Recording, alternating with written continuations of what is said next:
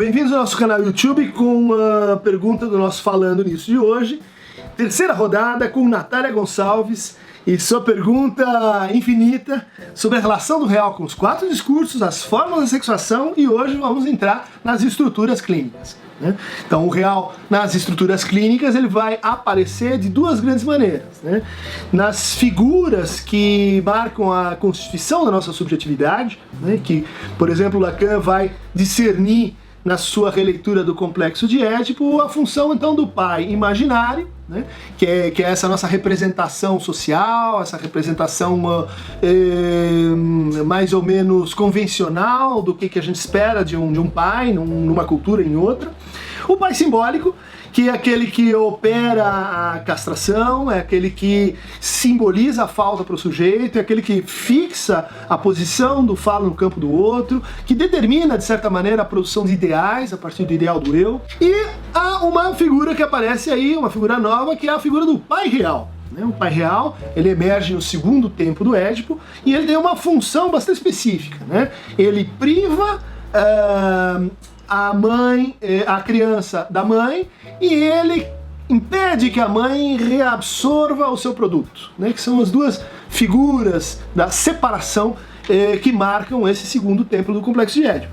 Nesse segundo tempo, a gente tem uma distinção fundamental do ponto de vista da determinação das estruturas clínicas, que é a decisão de que será que o sujeito vai responder à castração que está lhe sendo apresentada, por este pai real, por esse pai impronunciável, por esse pai que é em geral marcado pela presença da angústia, a presença empírica assim, do pai real. A gente percebe quando a criança que estava indo bem, que estava graciosa e brincando, começa a ter pesadelos, começa a ficar inibida, começa a ter medo da bruxa, começa a se perguntar coisas sobre os homens malvados. Isso tudo indica uma insuficiência de imaginarização, de encontrar imagens para isso que seria o pai real. Mas também um interesse na ligação desse pai real com a sua potência de simbolização e de orientação do desejo. Nesse segundo momento do Complexo de Édipo, a gente tem uma espécie de subencruzilhada. A primeira encruzilhada das estruturas clínicas se dá entre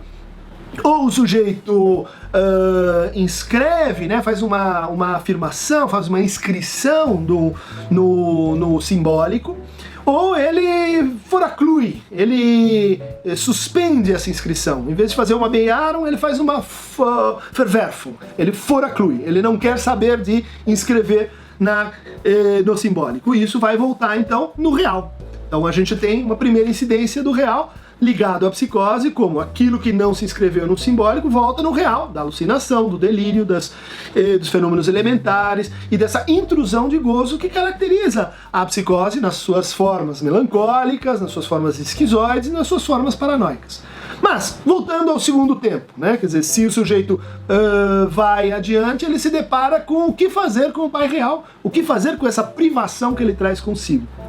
Uma solução é concluir por um processo de negação chamado recalcamento, que esse pai real pode ser evitado e recobrado, sua função pode ser recobrada simbolicamente. Mas também pode acontecer uma outra resposta ao pai real, à castração que ele está trazendo consigo, que está caracterizada no Freud pela expressão Verleugnung, ou seja, recusa, desmentido, e que é o processo estruturante da perversão. Então, neurose ou perversão, elas se definem por uma certa resposta do real e resposta ao real.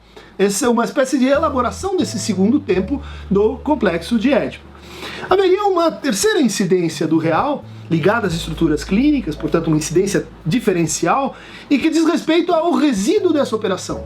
O resíduo dessa operação de aquilo que se inscreve no simbólico volta no simbólico, no caso da neurose, e volta no imaginário, no caso da perversão, que seria o caso do fetiche. Então essas 2 respostas, e também algo análogo na psicose, vão organizar esse resíduo que é a fixação da fantasia. né? Aquilo que vai definir a partir de então a modalidade de gozo preferencial, o objetivo preferencial de gozo e as condições para o amor. Isso que marca definitivamente nossa relação com o outro.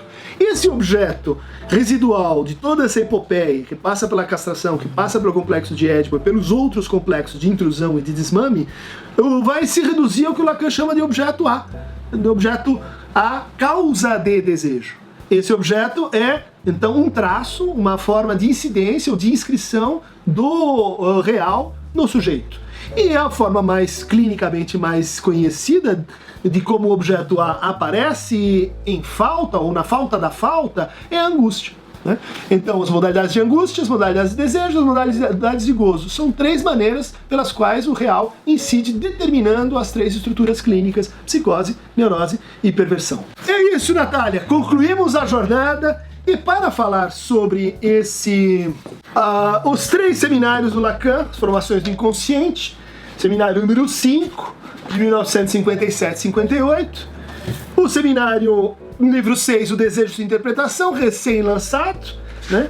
Mas que é referente aos anos de 58 e 59, e o seminário 4, de 56 e 57, chamado A Relação de Objeto. Então, nesses 3 trabalhos, a gente vai encontrar uma boa síntese da teoria das estruturas clínicas. Complementaria também, para a gente pensar o real em todas essas incidências, nos discursos, na sexuação e nas estruturas clínicas, uma boa compilação feita por Tom Ayers, Lacan and the Concept of Real. É um recorrido de pontos de inserção do real em Lacan, publicado pela Macmillan. Um seminário que é decisivo para a reformulação, para no fundo, a abertura dos trabalhos sobre o conceito de real, é o seminário 7, a ética da psicanálise. Então, nesse seminário, o real vai aparecer como a coisa, né? O real vai aparecer como uma coisa perdida, como a mãe, como objeto primeiro. Isso vai marcar muito o destino subsequente dessa categoria no Lacan. Finalmente, quem se interessa por uma arqueologia do conceito de real vai encontrar isso num dos capítulos do meu livro Por que Lacan, publicado ano passado, mais especificamente Gênese e Estrutura do Conceito de Real em Lacan. Sexuados, estruturalizados e discursivizados. Clique aqui no canal YouTube e receba em primeira mão os nossos vídeos do Falando Nisso.